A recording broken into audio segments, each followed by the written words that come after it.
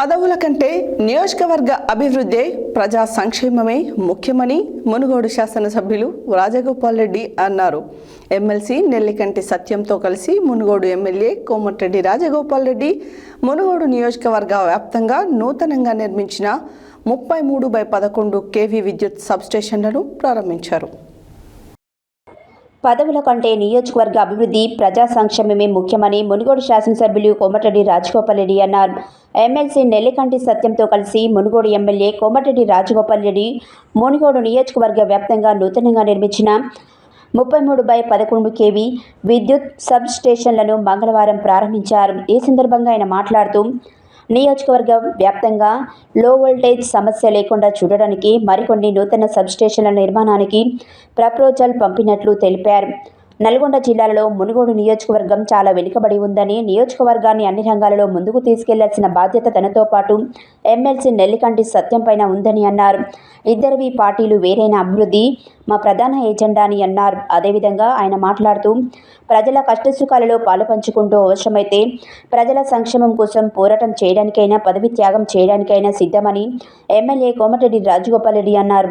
అనంతరం చండూరు మండల కేంద్రంలో నల్గొండ జిల్లా కలెక్టర్ ఇలా త్రిపాఠి మరియు ఎమ్మెల్సీ నెల్లికంటి సత్యంతో కలిసి భవిత సెంటర్ను ప్రారంభించారు. ప్రత్యేక అవసరాలు కలిగిన పిల్లల కొరకు భవిత సెంటర్ ఎంతగానో ఉపయోగపడుతుందని తెలిపారు.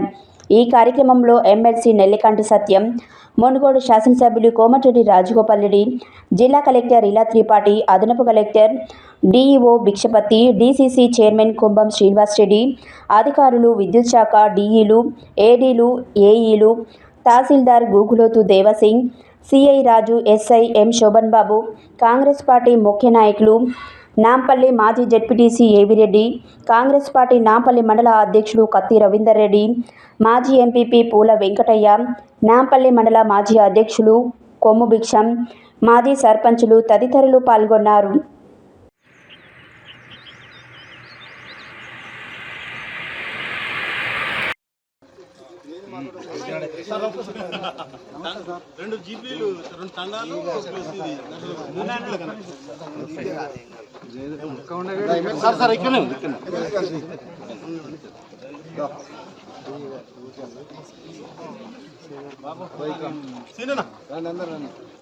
ఎలక్ట్రిసిటీ డిపార్ట్మెంట్ మంచి సెట్ అయింది ఇక్కడ. ఓకే సార్, నా మున్గోడు కాన్ఫరెన్స్ లో మంచి సెట్ అయింది డిపార్ట్మెంట్.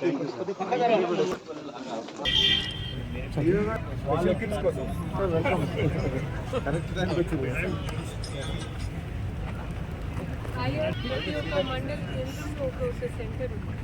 ప్రతి మండలంలో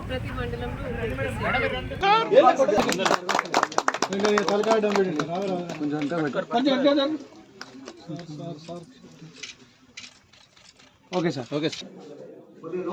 రూమ్ చిన్న ఉంది.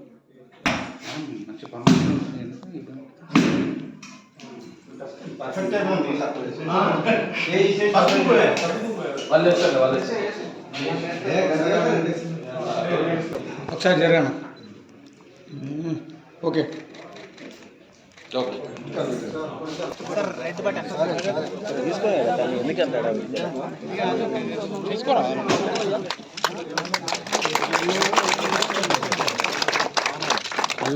కంగ్రాచులేషన్స్. మొత్తం మీద సాధించి ఉన్నప్పుడు ఎస్టిమేట్ వేసినావు, మీరు వచ్చినాక దానికి మోక్షం కలిగి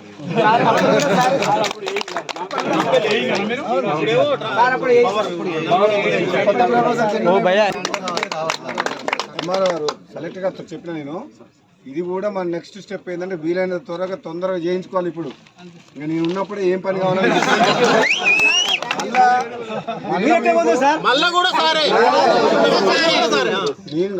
నేను ఇప్పుడు ఉన్నంత వరకు గవర్నమెంట్ ఉంది. కరెంటు ప్రాబ్లం అనేది లో వోల్టేజ్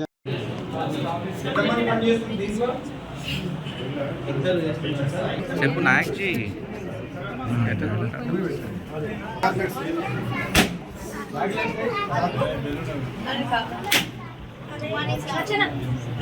ఇంకేమైంది?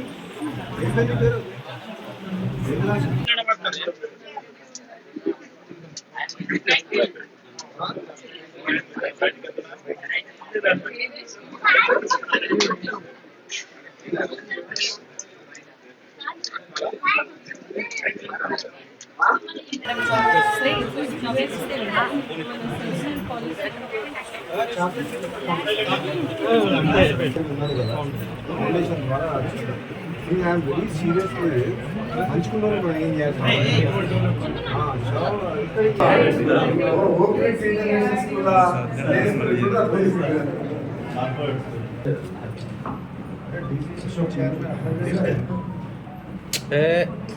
नायक जी